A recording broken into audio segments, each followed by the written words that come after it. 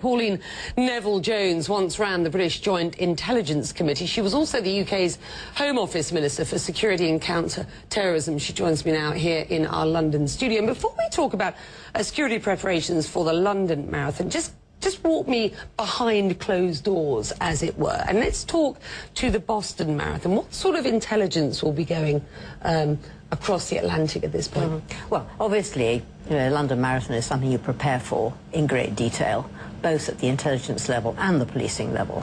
Now, in the light of what's just happened, obviously one of the things immediately will be that the intelligence services will be in touch with each other about what exactly they can establish about the organisation of this appalling atrocity. And it is an appalling atrocity.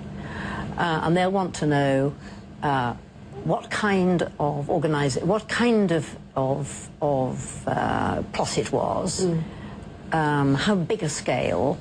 They'll also be extremely interested in communication. It's very obvious, is it not, that you can't organise something on any scale without somehow communicating with people, and that always leaves a trace. Now, if it's an international inspired terrorist attack, then that's one of the early things that you might hope to pick up. If it's domestic, that's probably harder, but that's the kind of indication they'll be looking for. And obviously something that's international will be of greater concern to London. To London, yes.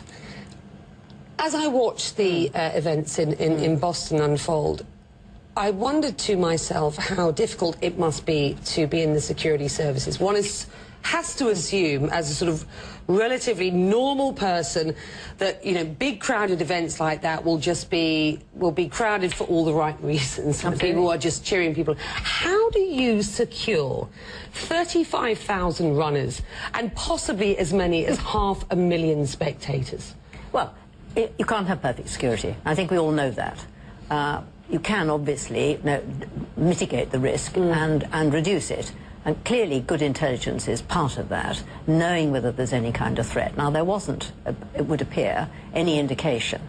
What they may, of course, in due course discover is that there were indications that they didn't recognise as being such.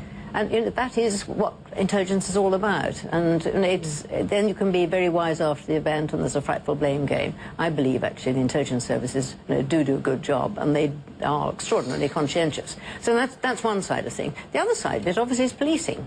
And the police themselves now increasingly have what I would describe as an intelligence role.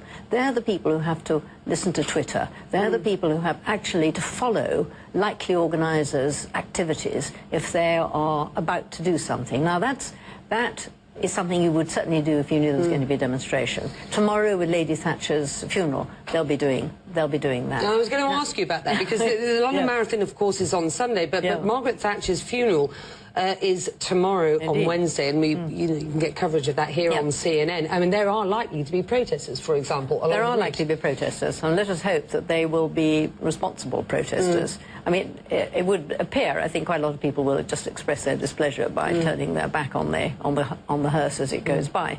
I would be surprised, I have to say, if there was anything violent. Nevertheless, the police do have to prepare for that. So they do have actually now, these days, not only to have monitored the scene beforehand, set up the best security arrangements they can, but they have to monitor it absolutely continuously. So real-time monitoring of live events is actually now something that the police have to do, and they have to be prepared and able to move their police forces around.